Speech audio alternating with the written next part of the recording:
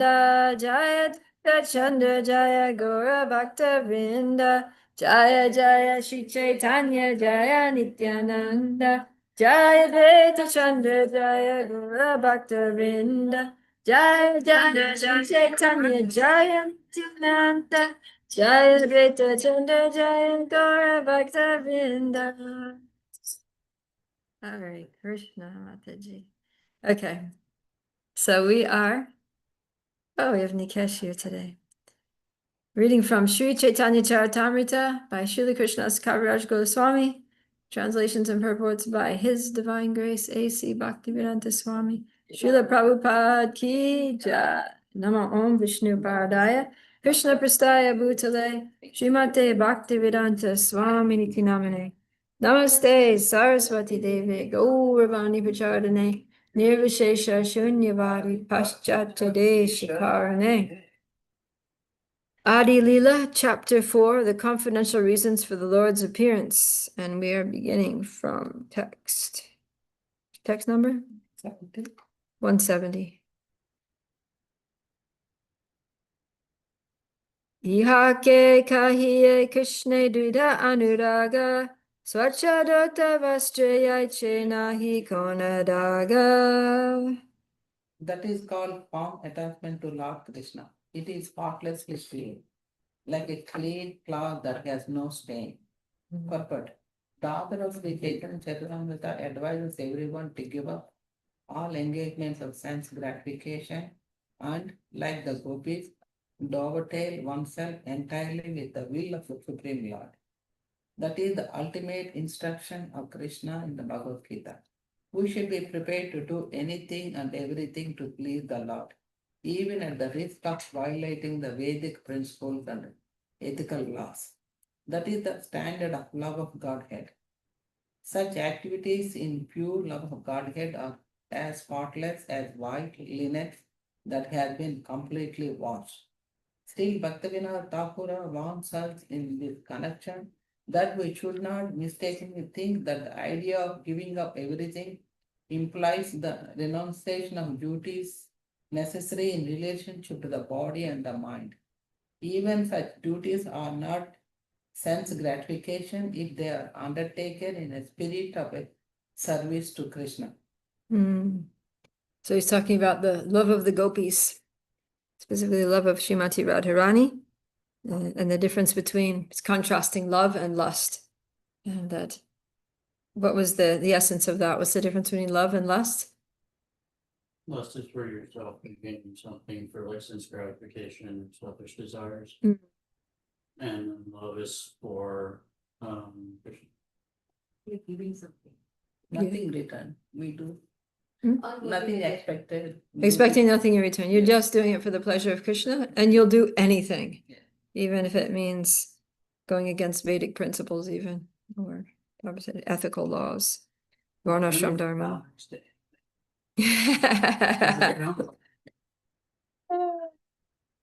Anything. Does it say anything? Willing to do anything. Well, the thing is that, yeah, it's spotlessly pure, like clean cloth with no stain. So, yeah. Prabhupada says that we shouldn't think that the idea of giving up everything implies renouncing duties necessary in relation to the body and mind. So we still need to keep our bodies and minds in order, right? We have to like keep the body clean and fit and healthy. And we have to also take care of our mental health.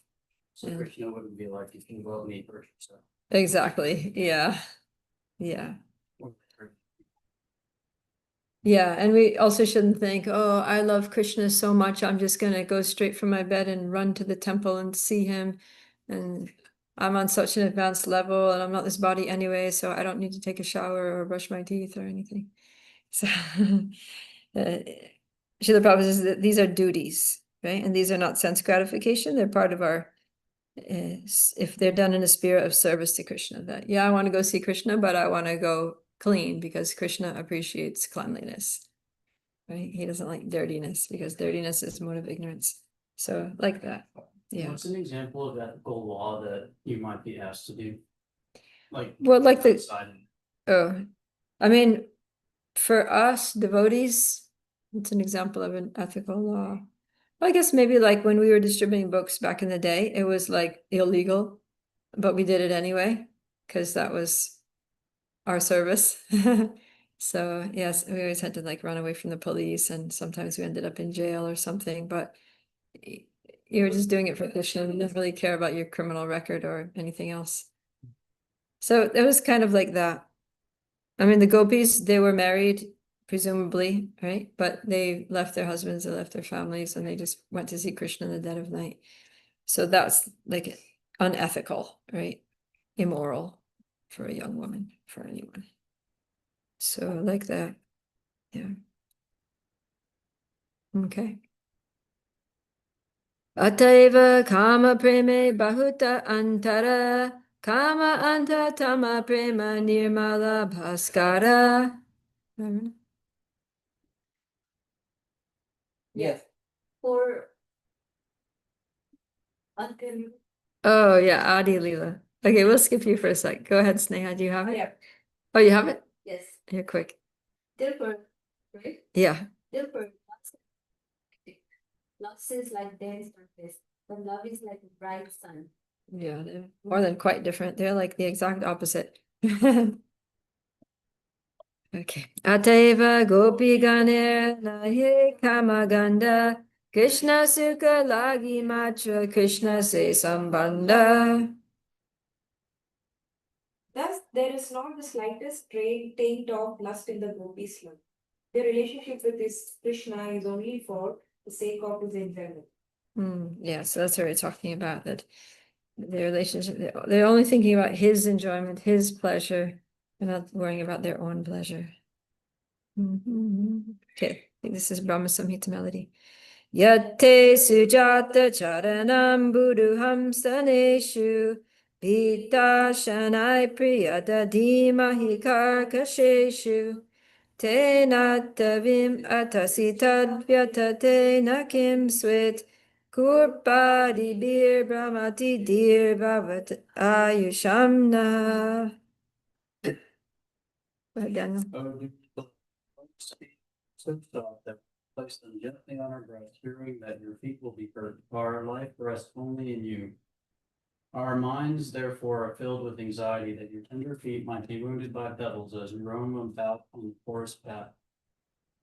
This text from Srimad Bhagavatam 10:31-19 was spoken by the gopis when Krishna left them in the midst of Rhapsody.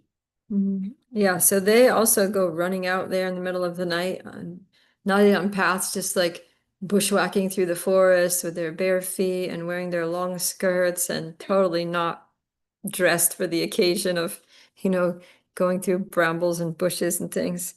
But they're not thinking about themselves. They're just thinking about Krishna's tender feet wounded by little pebbles as he walks in the forest. So they're not like, Krishna, stop playing your flute. Don't you know we can't come because it's the middle of the night and there's dangerous animals and there's thorny bushes. And last time we did that, we got really hurt and scared. They don't think about their own inconvenience. They just think, oh, Krishna might be hurting his feet now. Text 174. Atma sukha duke gopira nahika vichara, Krishna sukha hetu chesta manavyavahara. The gopis do not care for their own pleasures or gains. All their physical and mental activities are directed toward offering enjoyment to Lord Krishna. Yeah, so they're not worried about their own pleasure or pain. Prabhupada said that in this material world, there's practically no pure love. Like there's always some, even, subtle expectation or vested interest or something like that. And but he said that the closest thing to pure love is the mother's love for the child. And then I was just reading this and I was remembering when my kids were small, then sometimes we would be out and it'd be like really cold, right? And the kids would be really cold and I would also be freezing cold. We were all just cold because it was a cold day and we'd been out a long time and whatever, it was cold. And then the kids were like, oh, we're cold. And then I would feel their little hands and their little hands were like little ice cubes, And then I would take the hand and put it underneath my jacket and I would put it on my belly. And they'd be like, Ah, so nice and warm. And I was like cold, and that was like putting like you're already cold and you put like an ice cube on your under your shirt. It's like not what you want to do. But somehow I felt happy doing it. Because it was giving so much pleasure to, yeah, it was giving like a lot of relief to the small child. So, but then there's like the thing is like I probably wouldn't do it for someone else's child, to be honest. Right? So it's not totally pure, it's not totally selfless. Like I'm doing it for you because you're mine, right? There's a sense of like extension. Yeah, there's a sense of like Prabhupada would say extended sense gratification. Like either we want to enjoy ourselves or we want enjoyment for our family members or people that we feel are ours, our family, our friends, right? If you're not my family or my, so then the focus is still on my, because you're my child, I'll do this for you. So it's kind of extended sense gratification. Yeah, it's related to the body. But still, it's still similar, right? Prabhupada said it's not, there's no comparison to pure love in this world, but the closest thing you can get to is the mother's love for the child, that they'll literally like give their lives for the child. Okay, text 175. Krishna lagi ada sabha kare parityaga. Krishna sukha hetu kare shuddha anuraga. Nikesh? They renounced everything for Krishna. They have pure attachment to giving Krishna pleasure. Thank you. So yeah, they gave up everything, only thinking about Krishna's pleasure. Text 176. Evam marato jita loka veda swanam hivo mayanu vittaye bala maya paroksham bhajatati rohitam masuyitam marhata tad priyam priya. When you read CC, you get some practice in reciting different melodies because it's always different. It quotes from different sources and they all have different melodies. Divya, would you like to read the translation and purport? Sure. All my beloved gopis, you have renounced social customs, scriptural injunctions, and your relatives for my sake. I disappeared behind you only to increase your concentration upon me. Since I disappeared for your benefit, you should not be displeased with me. Purport. This text from Srimad Bhagavatam 10.32.21 was spoken by Lord Krishna when he returned to the arena of the Ras-lila. I wonder if the gopis, I mean, if someone says, yeah, I just ditched you here in the forest in the middle of the night just to increase your concentration upon me, whether they'd be like, oh, thank you very much. We're really grateful for that. So nice of you to help us. Text 177. Krishnera pratigya eka ache purvahaite ye aiche bhaje Krishna tara bhaje kaiche. Lord Krishna has a promise from before to reciprocate with his devotees according to the way they worship him. Does anyone know what that where the promise is from before? It says he has a promise from before. He says from before. Well, I guess he spoke Bhagavad Gita before from to the sun god. Because that's what it is. Text 178. Ye yatamam prapadyante tam stataiva bhajamyaham mama vartmanu vartante manushya partha sarvashaha. Yeah, please surrender unto me, I will reward them accordingly. Everyone follows my path in all respect. O son of Partha. Purport. Krishna is never ungrateful to the gopis, for as he declares to Arjuna in this verse from Bhagavad Gita, he reciprocates with his devotee in proportionate to the transcendental loving service they render unto him.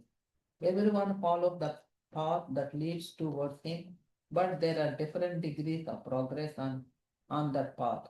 and the Lord is realized in proportion to the one's advancement.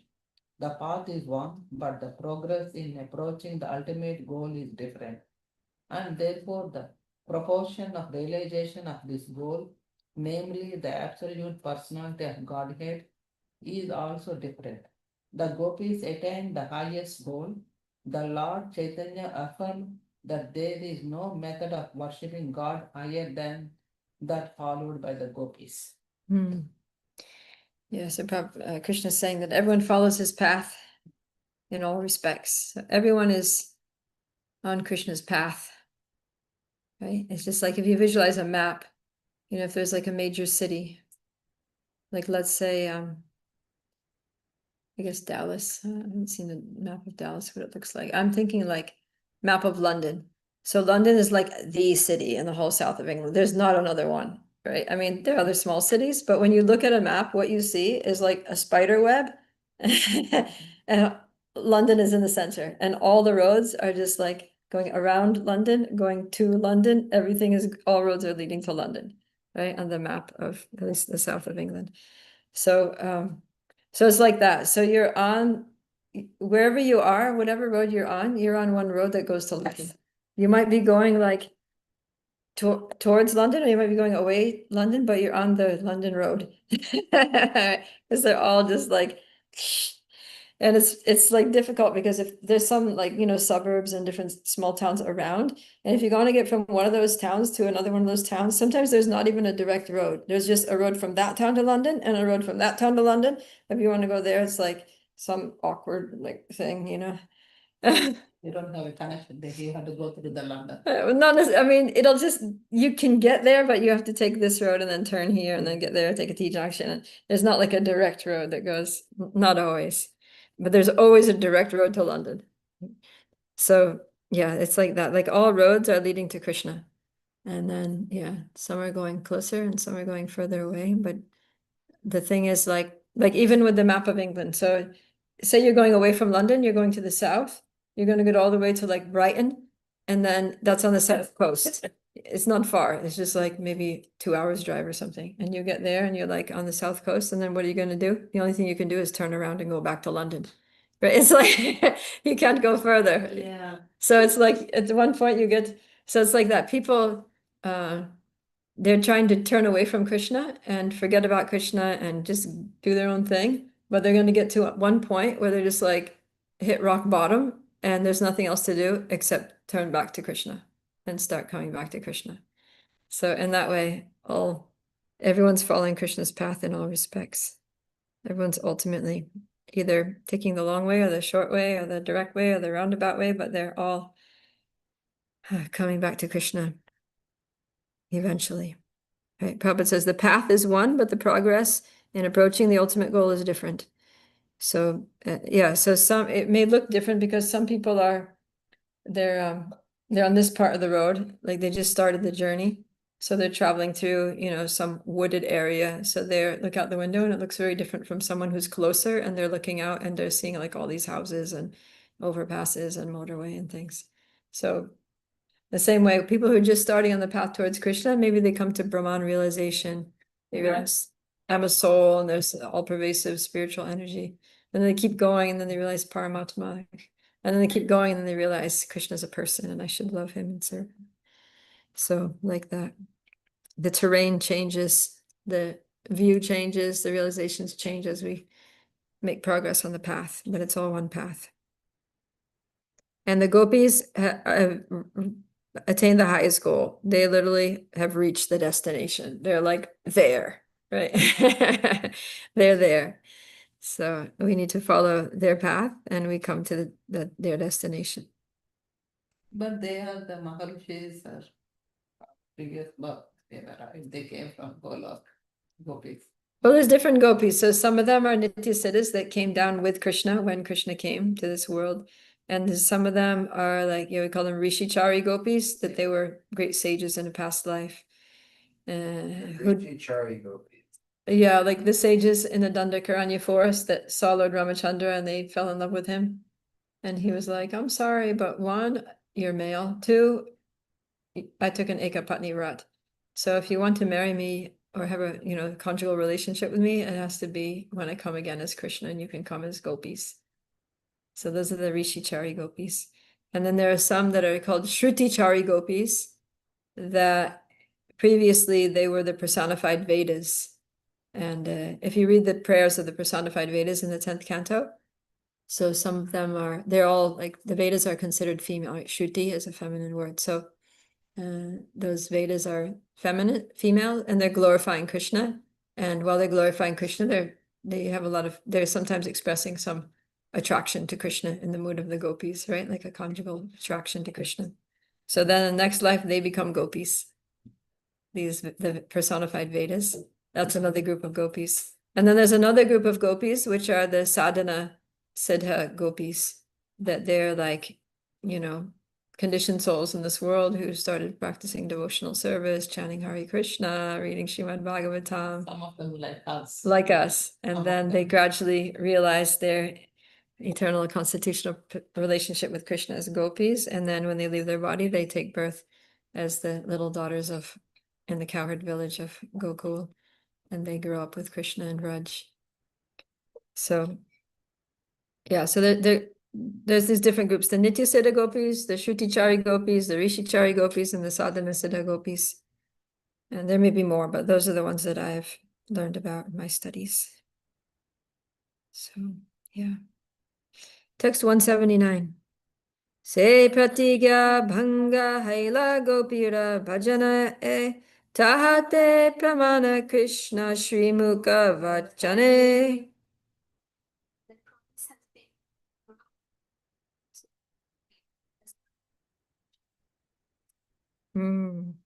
Yeah, so this is interesting because he's saying that as they surrender to me, I reward them accordingly.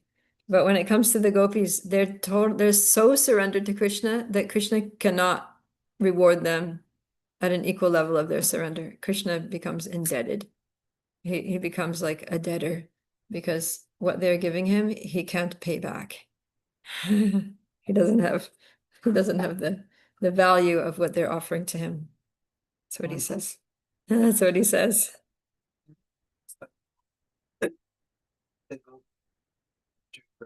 selves the Krishna, and Krishna is infinite and all-understanding all the time. So it's impossible for him to give 100%. But as soon as he tries to give 100%, he's already like granted again. Well, they're also expanding, like their love for him is also expanding. The way I heard it is that, see, the gopis gave up their families, and Krishna didn't give up his family, right? He didn't give up Mother Yashoda, he didn't give up Nanda Maharaj, but the gopis, they just rejected all that. They put all that at risk. Another thing is that Krishna didn't give up his reputation, right? Because for a young boy to go in the forest in the middle of the night, not a big deal. But for a married young woman to go, big problem, right? So Yes.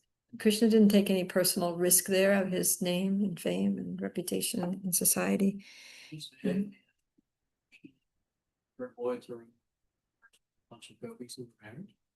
No, but just for him to be there. I mean, he was there first and they went to him. Yeah, then. All right, what are you expecting? Yeah, but still, it's not the same. Like, yeah, it's basically the gopis, they like took a lot bigger risk than Krishna did in different ways. Yeah, they literally gave up so many things to go to be with Krishna. Krishna didn't give up anything. You could say he risked being in trouble, but the thing is, like, everybody knew that everybody in Vrindavan loved him so much that even if he was caught dancing with someone's wife, it's like, we love him anyway. So Krishna wasn't worried about being socially ostracized or anything. Wait, so wouldn't, if they catch, sorry if I'm asking somebody a question, I can wait till later, but if they catch Krishna dancing with one of their wives, then, and they love Krishna so much, then wouldn't they just it would then just go like, oh, okay, I'm glad you're having fun, like, to the wife.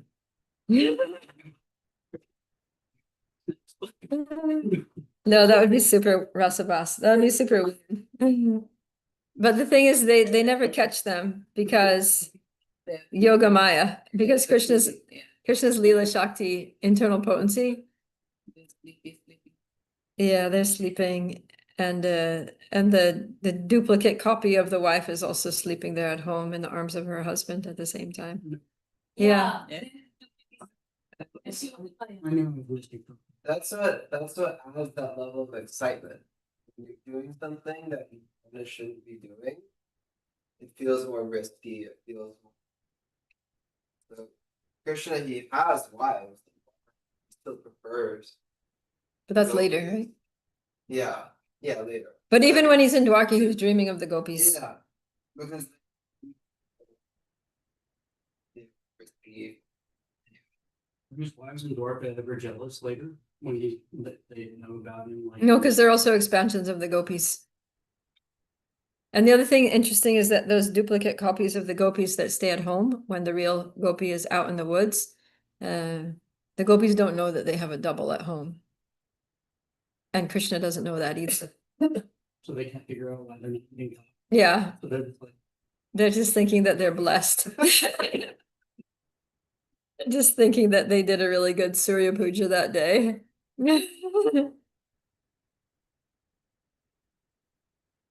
Okay, text 179. Oh, we read that one. No, 180. How is it? Naparayam niravad. Yeah. Naparayam niravadya samyujam swasadu krityam vibudayushapiva yamabhajam durjaya geha shrinkala sambrishya tadva pratiyatu sadhuna. Whose turn? My 2 rupees. I am not able to repay my debt for your spotless service, even within a lifetime of Brahma. Your connection with me is beyond reproach. You have worshipped me, cutting off all domestic ties, which are difficult to break. Therefore, please let your own glorious deeds be your compensations. Purport? This verse from Srimad Bhagavatam was spoken by Sri Krishna himself when he returned to the gopis upon hearing their songs of separation. Yeah. So Krishna says, I am not able to repay my debt. I'm indebted to you. Even within a lifetime of Brahma, right? That's like 311 trillion years. I won't be able to accumulate the value of what you've offered to me here. And then why? So he mentions that you've cut off all domestic ties. And Krishna didn't cut off any domestic ties. So then he's saying that since I can't repay you, you're just going to have to be satisfied with your own service. Okay. Tabeye dekiye gopira nija dehe prita sehota krishnera lagi janiha nishchita. now, whatever effective these gopis show their own bodies, know it is for certain to be only for the sake of Lord Krishna. The selfless love of Godhead exhibited by the gopis cannot have any parallel. We should not, therefore, misunderstand the carefulness of the gopis in their personal decoration. The gopis dressed themselves as beautifully as possible just to make Krishna happy by seeing them. They had no ulterior desires. They dedicated their bodies and everything they possessed to the service of Krishna, taking it for granted that their bodies were meant for his enjoyment. They dressed themselves with the understanding that Krishna would be happy by seeing and touching them. Yeah, so it wasn't like, sometimes people, they do their hair nicely and makeup and dressing and stuff, and it's like because they want to look good, because it's for their own like self-esteem or their own vanity, or they want to get some advantages, right? We were talking about the pretty privilege. That if a woman is pretty, then she gets special privileges and favors, and there's a lot of things that she can basically get away with a lot, just because she's pretty. So the gopis weren't doing it for any of these reasons. They were doing it only for Krishna's pleasure, thinking that Krishna is going to be happy seeing me beautiful. Krishna is going to take pleasure in touching my hair that's silky soft, or Krishna is going to take pleasure in, smelling my body that I put perfume on. for his pleasure or like that. So 182. He deha kailunami Krishna samarpana tanra dana tanra iha samboga sadhana. Don't be sick. Spotted to look. He is its owner. He brings them enjoyment. Yeah, so thinking this body belongs to Krishna. I'm taking care of it only for his pleasure. 183. Ideha darshana sparshe Krishna santoshana elagi kare dehera marjana bhushana. Krishna finds joy in seeing and touching this body. It is for this reason that they cleanse and decorate their bodies. Nijangam apiya gopyo mameti samupasate tabya param name parta nigudha prema bhajanam. Oh, Nikesh, 184. Or there are no greater receptacles of deep love for me than the gopis who cleanse and decorate their bodies because they consider them mine. Purport, this verse is spoken by Lord Krishna in the Adi Purana. So Krishna appreciates this. See, he recognizes this fact about the gopis, that they clean and decorate their bodies only for his enjoyment. And he sees the gopis, they consider their bodies to be my property, and they take care of them only for that reason, to give me pleasure. And he's telling Arjuna it. It's very interesting that he's telling it to Arjuna. Wait, what? I don't know. He's telling it to Arjuna. Oh, Arjuna, there are no greater receptacles of deep.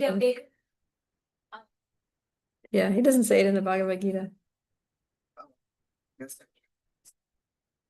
Clued in. Well, he was very friendly with, I mean, they were friends, right? They were buddies. They would lie in the same bed together, eat together, relax together. At least, I mean, I don't think he was like actively involved in any Gopi-lila, but he, Krishna would confide in him. Lavanga? What makes that more interesting is Arjuna is in Dwarka-lila. So Yeah. he's hearing about the activities like in Golika Vrindavan and Dwarka-lila. So I found that interesting because it's different rasas. Yeah. So yeah, sometimes that happens. Like, when Krishna was sleeping, he would be he was in Dwarka, and he would be sleeping there in his bed in Dwarka, and Rukmini, his queen, would be there next to him, and then he would be talking in his sleep, saying, "Oh Radhe, Radhe, Radha, where are you?" And then he would wake up, and Rukmini would be like, "Who is this Radha that you're calling in your sleep?" And then he'd be like, "Ooh." And then Krishna wouldn't say much. He wouldn't say much at all about Vrindavan, because he knew that if he started talking about Vrindavan, he wouldn't be able to stay in Dwarka. He would just start missing it too much. Like all the memories would be coming back, and he would just be so drawn to Vrindavan that he would just have to get on his chariot and fly there. So it was something that Krishna didn't talk about, but it was always in his mind. And then, so one day, the Rohini, because when around Krishna's birth time, or before Krishna's birth, his first set of parents, Vasudeva and Devaki, they got put in jail by Kamsa, right? So Krishna was born there in the prison in Mathura. And so Vasudeva had several wives. One of them was Devaki, who was in prison with him, and the other one was Rohini. So Rohini was his wife, and when Vasudeva knew that he was going to get thrown into jail, then he was already friends with Nanda Maharaj, and so he asked Nanda Maharaj, "Can you please take care of my wife Rohini? Just give her a room in your house and protect her while I'm in jail, and when I get out of jail, then I'll come and I'll take her again." So Rohini was basically there in the house of Nanda Maharaj, which is the house of Krishna, and throughout Krishna's entire Vrindavan pastimes. Yeah, she saw. So she saw everything, right? We were just reading, is it today or yesterday, about how she was in the kitchen and she was like the main cook of the house. She would do almost all the cooking. Like Yashoda would assist, but Rohini was like the head cook of the household. And she would do all the cooking for Krishna, and she would supervise when the gopis came to cook for Krishna.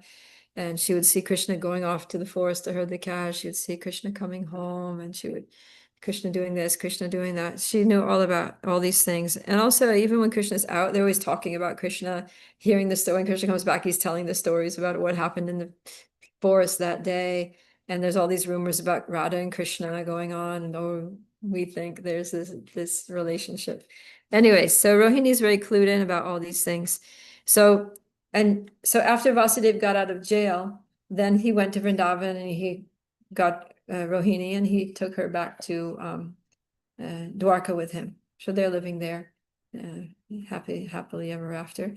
And so one day, the queens of Dwarka, they're just like going nuts with curiosity about Krishna's his childhood, because he never talks about it.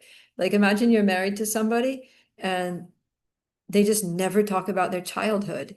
And you know there's something deeply on his mind, because he's always in his sleep, he's talking about it. Every night he's like dreaming about it.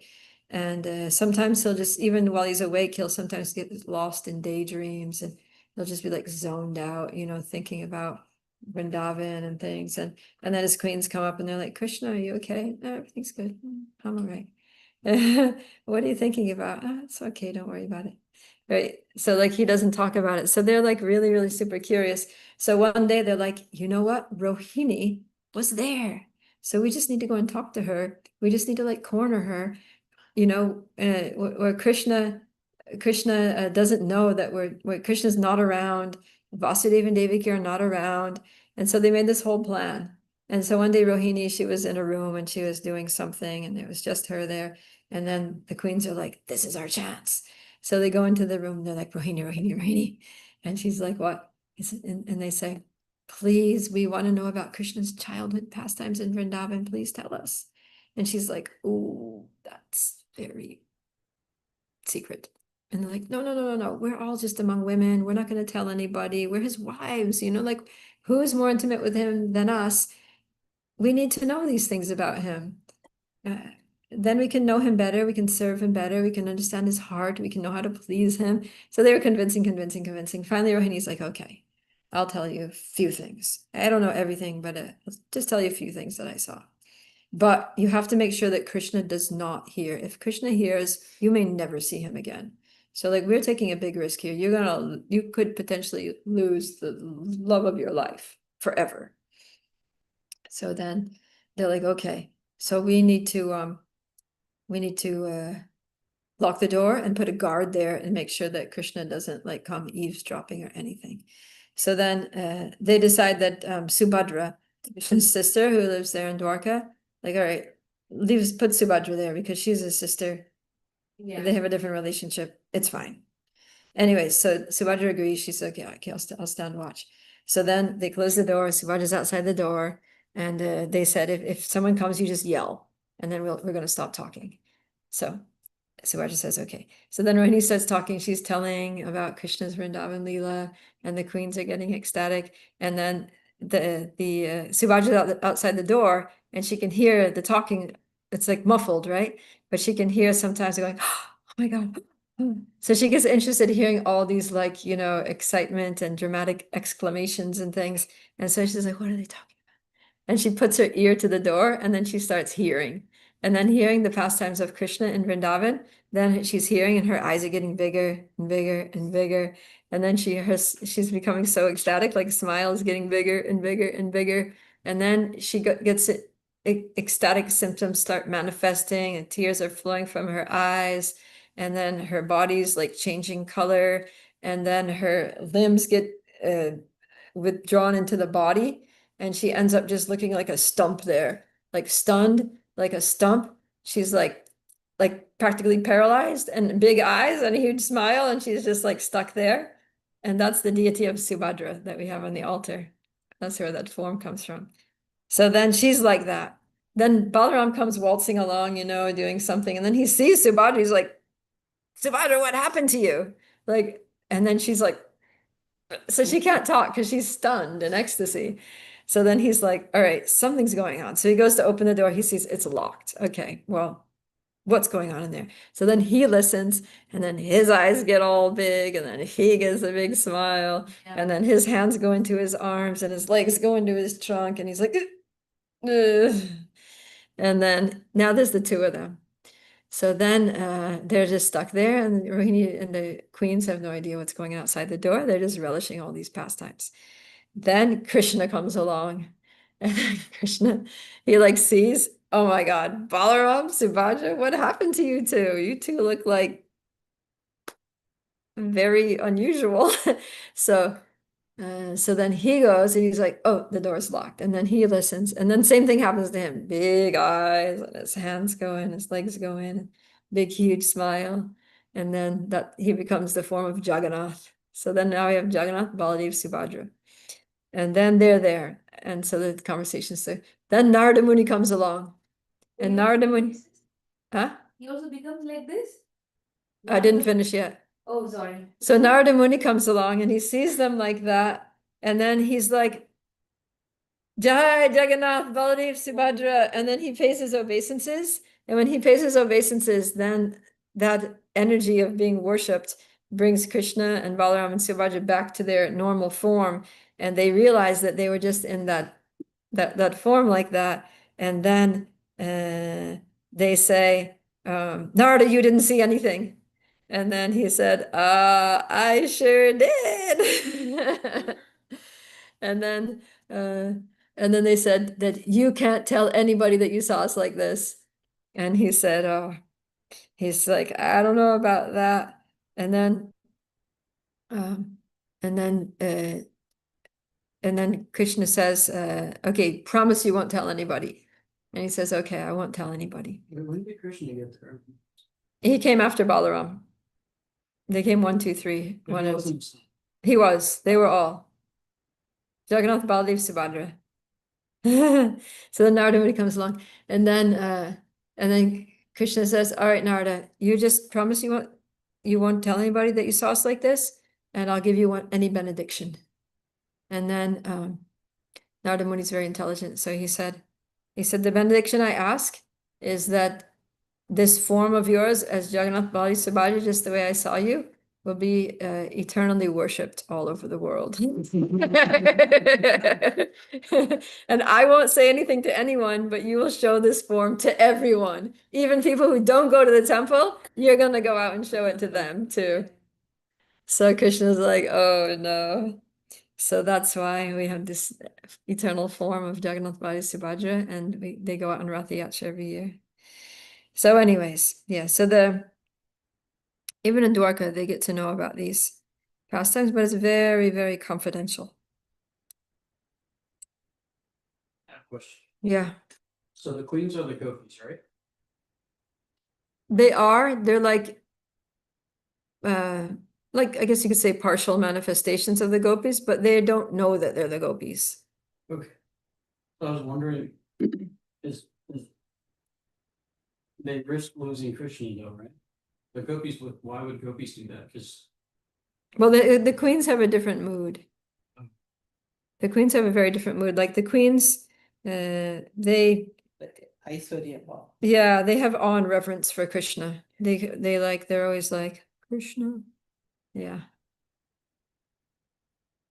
I mean, they're also affectionate and intimate, but it's kind of like a husband-wife relationship where the husband is a, very exalted personality, and he's, there's affection, and it's a conjugal relationship, but the wife also very much Deep respect. reveres her husband and sees him kind of like a guru figure and like that. So So what happened? what happened after that? And they all walked away. Then so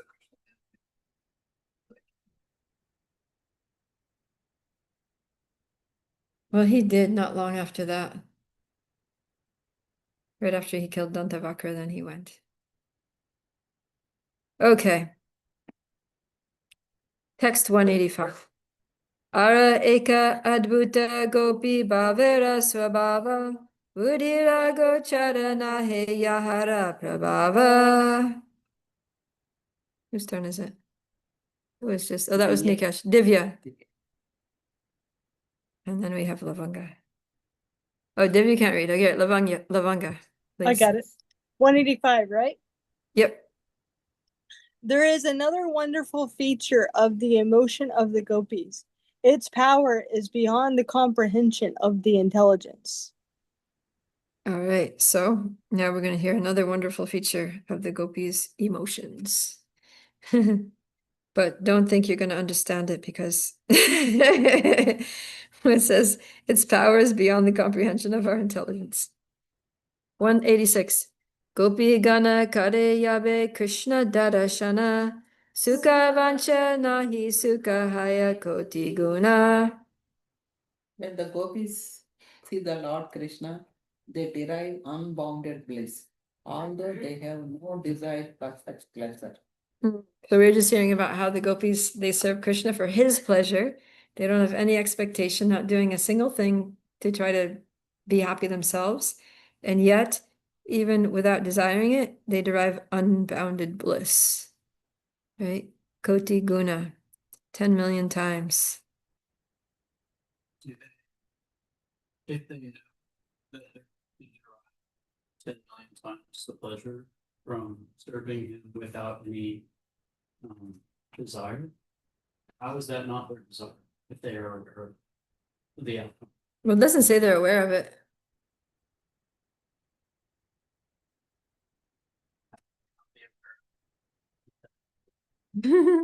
Well, I mean, they're aware of it after the fact. Yeah. Right? But each day when they're going to serve Krishna for his pleasure, they don't know how, if they're going to be happy doing it or not. I mean, there's no guarantee. I think after the 88. They might think, oh, that was quite fun yesterday. Let's try that again. They just don't think like that. 187. Gopika darshane Krishna ye anandahaya taha haite koti guna gopi asvaditaya. The gopis take the place I think greater than the place of love Krishna derives from same way. The wonderful characteristics of gopis are beyond imagination. They have no desire for personal satisfaction. Yet when Krishna is happy by singing him, the happiness of Krishna makes the gopis 1,000,000 times more happy than Krishna himself. Yeah, because Krishna is the all-powerful Supreme Personality of Godhead. So if you think about it in our relationship with Krishna too, right? We're trying to do something to please Krishna, but we're so small, 1/10,000th the size of the tip of a hair. And even that, we're like covered with so many layers of conditioning and things. But even if we could serve Krishna purely with pure love, like how much pure love are we going to be able to muster up? Our little 1/10,000th size of a tip of a hair being, right? But Krishna, he's infinite. And he's infinite and ever increasing. And so if he wants to do something to please us, then that's going to be like infinitely more, right? He's capable of giving an infinitely more amount of love and happiness to us than we are to him, right? So it's a good deal, basically. Yeah.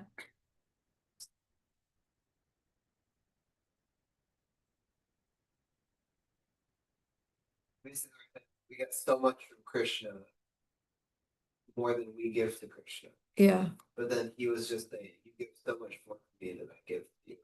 Yeah. I guess it's cool. It's inconceivable. I mean, Krishna says the same thing to Sudam Brahman, right? When Sudam Brahman goes there, Sudam Brahman is a very poor Brahmin. He's a devotee of Krishna from his childhood. They went to school together. They studied together in the ashram. They lived together in the ashram of Sandipani Muni. They studied together. They went and tried to get firewood together. They got caught in a terrible storm and they stayed huddled up under a tree, almost dying of hypothermia. And so they had a lot of adventures together during their school days. And then later Krishna went on to become the king of Dwarka and they married all these wives and the queens, and they had palaces and opulence like anything. And Sudam was just a very poor teacher who lived, teaching people Shastra and just living on donations, but he wasn't getting much donations because I guess his village was poor, or maybe it was just his karma or whatever. It was just Krishna's arrangement for him. But he literally had nothing. Like the cupboards were bare. And it said that even clothes, like they had one cloth. He and his wife had one piece of cloth between them. And if he had to go out and do something, he would put on the cloth. And if she had to go out and do something, she would put on the cloth. And, and I guess so, which is kind of weird. Anyways, I have heard that. It sounds a little hard to believe, but Maybe that one. maybe something fancy. Yeah, maybe they had something nice. Yeah, that makes right. How could they live like that? Because otherwise, if they were just naked at home, that would be weird. What if someone came to the door and how the kids grow up seeing their parents naked half the time? Anyways, okay, let's not go there too much. But they were very impoverished, and sometimes they didn't have food to eat. Like the mother would fast just so that the father and the children could eat and things. So one day, the children were hungry and they were skinny, and she went to the kitchen, there was nothing, and she was just like, "Oh, Prabhu, this is really difficult. Like I don't mind starving. I don't mind living simply. I don't mind being impoverished and this and that. But it breaks my heart to see these children, not getting their basic bare necessities of life. And it's our duty as parents to provide for them. And, you have a friend who's like a zillionaire, Krishna in Dwarka. He's got like, he's so opulent and wealthy, and why don't you just go and ask him for some financial assistance? So of course, Sudama is just totally mortified of the thought of going there and asking Krishna for money. He's like, Krishna is my friend. That's not our relationship. Like, I'm not going to show up and be asking for a handout. And then she's like, well, I'm sure he'll understand the situation. And then he says, okay, well, I mean, I don't know about asking him for money, but I would anyways like to go visit him. I haven't seen him for so long, since our childhood. God, I don't even know if he'll remember me. I don't know if he'll even let me into the house because I'm going to show up with rags on and, skinny and emaciated. They'll probably send me away. Anyways, he's thinking, but I can't go empty-handed. I have to bring something. So he's like, what can I bring? And she's like, we have nothing in the house. And then he says, okay, we need to get something. So she says, okay, I'll go to the neighbors and I'll just beg for some, rice or something, whatever they offer, and we'll just take that. So then they go and the neighbors come with this like broken rice, like really low quality rice they wouldn't even use because it like probably fell through the sieve or something. And they just bundle it in a cloth and tucks it in his belt and he goes. So now he's like happy because he's going to see Krishna. He's all excited. He's, remembering, having nice memories out of their childhood. So then he gets there and he gets this sense of dread that they're not going to let him in. And then he knocks on the door and the guards come out and they kind of look him up and look him down. And they're just like, who are you? Like they're not inclined to let him in. And then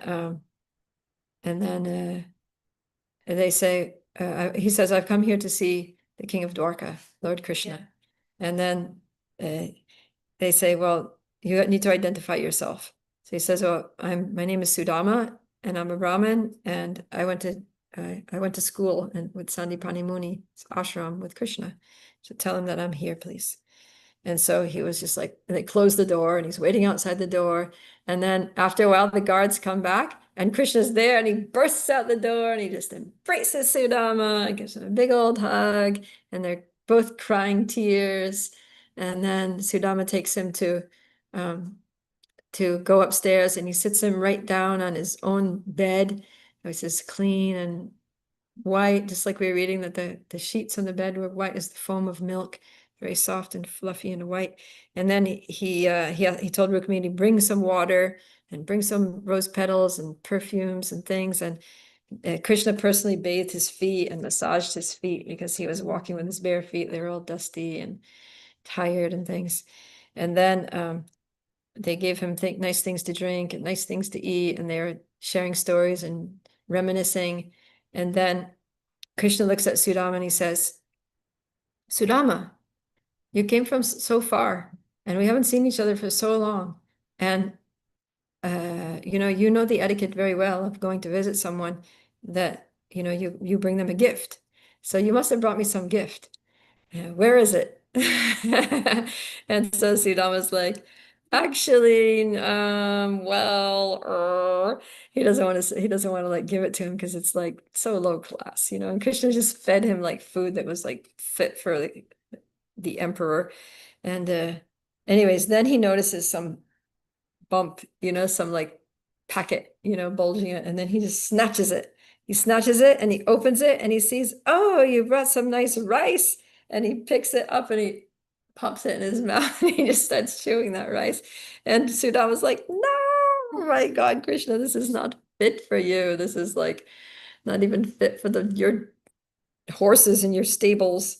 Anyways, Krishna takes that rice and then he takes 3 like little pinches of it, and then Rukmini takes it away from her. She's like, stop eating that.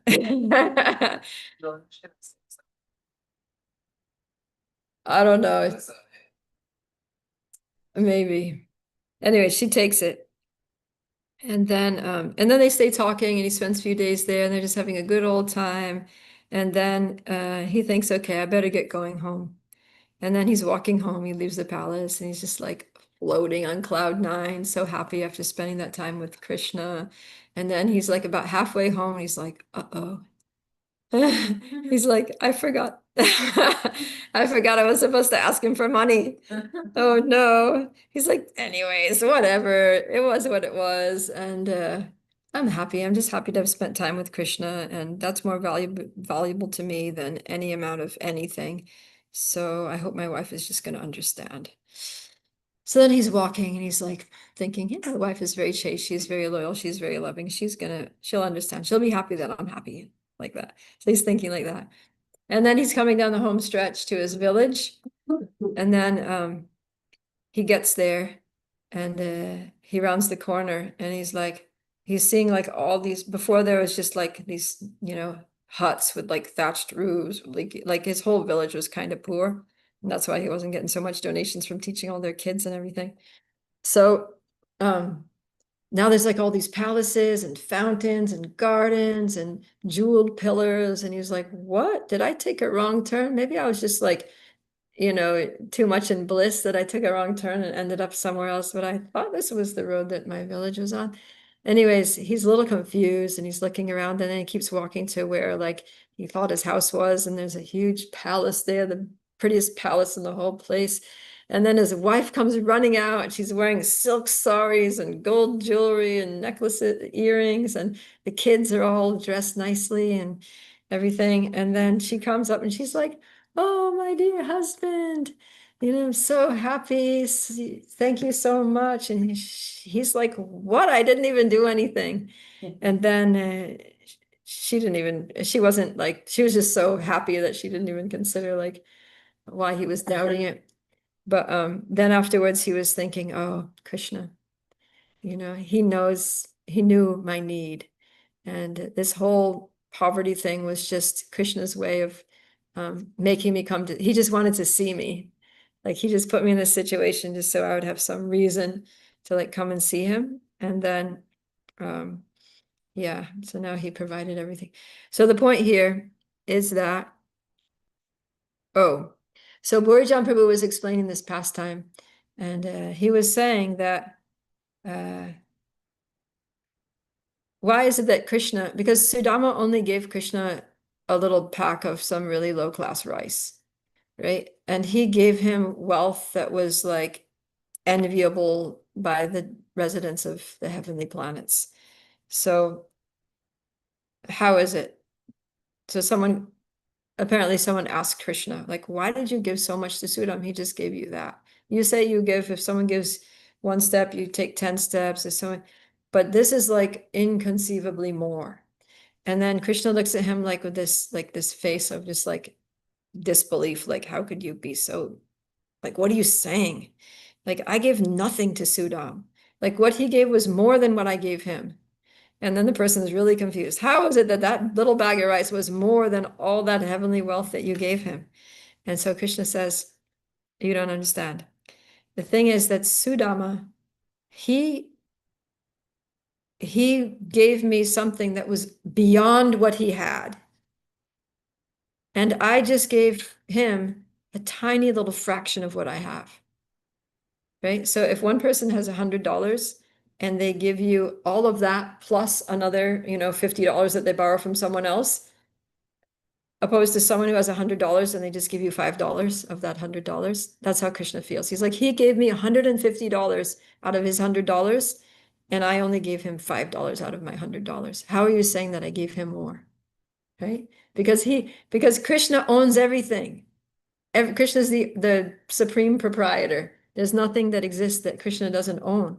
So Krishna, it's impossible for Krishna to give something above and beyond what he owns. But Sudama went above and beyond what he owns, and he gave the rice in addition to everything. So Krishna felt he was in debt. So in the same way, the gopis. So like this, this is Krishna's perspective on his devotees' offerings and his devotees' service. He always feels like he's in debt. He feels like he can never repay the debt of his devotees. So, and because of that, then he can't give them something, but at least he gives them happiness. He makes the devotees happy. So that's what we're seeing here. That they derive unbounded bliss. Okay, 5 o'clock. That was a nice class. You heard a lot of stories today. Today's story day, right? We were just hearing all about Radha Krishna Vrindavan Leela. We heard Dwarka Leela, we heard Sudama. Kartik Vrat Ki Jai. This month is for hearing about Krishna. All right. Let's see if anybody's out there in La La Land. Nope. All right, you're a loss. I stopped at 119. Okay, Sri Caitanya Charitamrita ki jai. Krishna's Kaviraj Goswami ki jai. Srila Prabhupada ki jai.